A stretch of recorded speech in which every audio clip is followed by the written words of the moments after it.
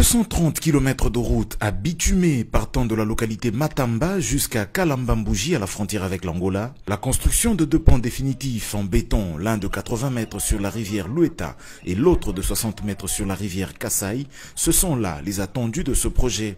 Lors de cette cérémonie de relance des travaux de construction de la route Kananga-Kalambambouji, qui a vécu à la localité Matamba ce 3 juillet, Joseph Moïse Kamboulou, gouverneur de province, a dit la bienvenue à l'assistance tout en rappelant les espoirs placés par la population en ce projet qui est d'une importance économique avérée. Les détails du projet ont été donnés par le maître d'ouvrage délégué du ministère des Infrastructures et Travaux Publics. Il s'agira principalement de relier les grandes agglomérations telles que Matamba, Bilomba, Luambo et Kalambambouji avec une route revêtue.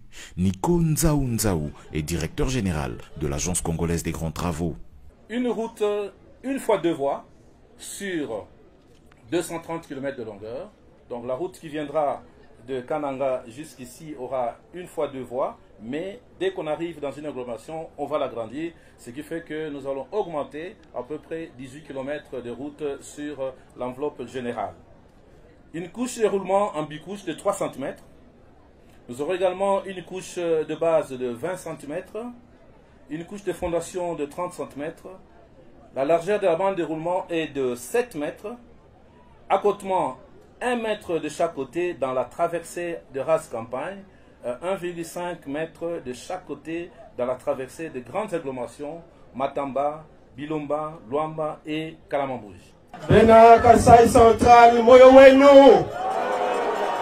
Introduisant son propos en langue vernaculaire locale, le ministre d'État, ministre des Infrastructures et Travaux Publics, Alexis Guissaro Mouvouni, a expliqué à la population que cette fois-ci, avec l'assurance du financement du programme sino-congolais, ce projet ira bien à son terme. Nzela oyo ya Kananga Kalambambouji ndenge nalobaki ezali route ya salut, ezali route ya espoir, ezali route ko fungola bino ba possibilité ebele bandeko,